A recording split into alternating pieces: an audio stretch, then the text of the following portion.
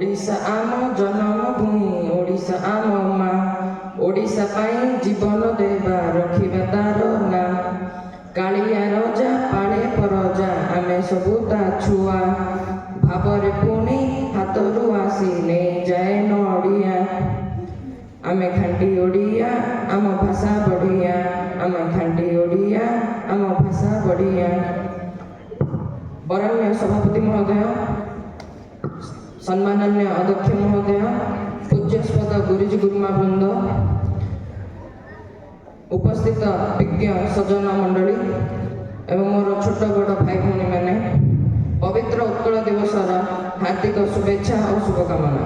मोर वक्तव्य आरंभ करने पूर्व आज परी पुण्य अवसर में मते दुई पद कहबार सुजोग देथिबारु मु समस्त को हार्दिक कृतज्ञता ज्ञापन करुछु।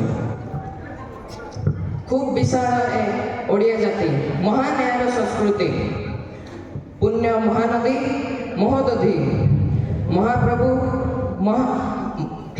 महाप्रसाद महाभारत एवं मातृभाषार महानता को रखी हजार हजार वर्ष बंची ए ओडिया जाति। कलिंग सम्राट ऐर खारबेलଙ୍କ स्मृति गजपति कपिलेन्द्र देवଙ୍କ वीरत्व बक्सी जगबंधु बाजी राउत बिरसा मुंडा को साहस इतिहास स्वर्णाक्षर लिपिबद्ध। मधुबाबू स्वाभिमान गोपबंधु त्याग गंगाधर नायक लेखनी फकीर मोहन सेनापति भाषा प्रीति आम प्रेरणार उत्स। प्राकृतिक विपर्यय दुर्विपाक भली दुख को ए जाति सामना करी प्रगति पथारे रखिछि पाद।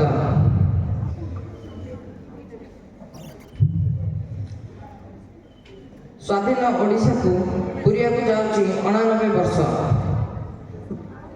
ओडिशार इतिहास बेस घटनाबहुल।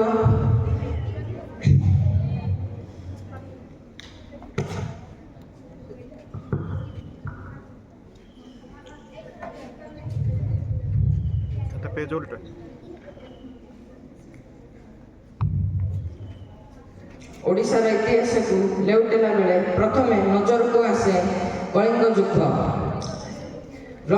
वीर रक्त लाल हो जाइथिला दया नदी।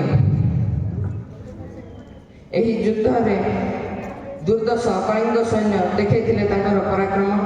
ऐर खारबेलଙ୍କ असीर झंकार बक्सी जगबंधुଙ୍କ उद्यमर हुंकार पाद थापी देले साम्राज्य पालटे। एही से वीरमाटी जार स्वतंत्रता पाई होइछि अनेक आंदोलन संग्राम। माँ माटी पाई मुंड कटिछि पछे मथा किंतु नई नहीं। शत्रु को पराहत करिछि ए ओडिया जाति। ओडिया जाति तार दुर्दिन को सुदिन रे परिवर्तन करिछि। संकट भितर देखिछि नुआ संभावना, देखिछि नुआ स्वप्न। से वीर ओडियार कहानी इतिहास स्वर्णाक्षर लिपिबद्ध। कपिल साहित्य लेखा होइछि वर्षानाम भारतम श्रेष्ठम देशनाम उत्कल सुतः उत्कलस्य समदेश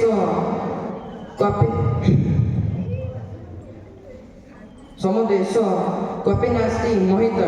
एହାର अर्थ भूमंडल रे भारत श्रेष्ठ, देश मध्य उत्कल श्रेष्ठ, महिमंडल उत्कल भली देश नहीं। कलार उत्कर्ष बोली एହାର ना उत्कल।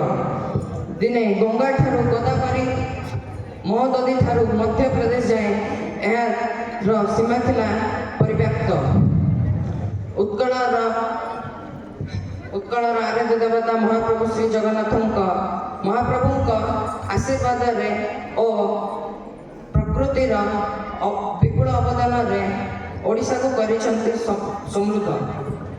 पर्यटन जल संपद विस्तीर्ण जंगल खनिज संपद सुदीर्घ बेलाभूमि राज्य विकास होइछि सहायक। आस एठी आम समस्ते प्रतिज्ञा करवा ओडिशा को सर्वश्रेष्ठ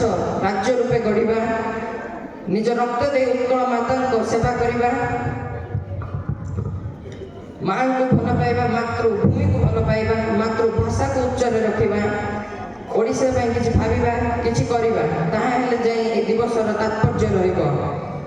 ଆସ ମୋ ସହ କହିବା, ଗୋଟିଏ ସନ୍ତାନ ଗୋଟିଏ ସ୍ୱରରେ କହିବା, ବନ୍ଦେ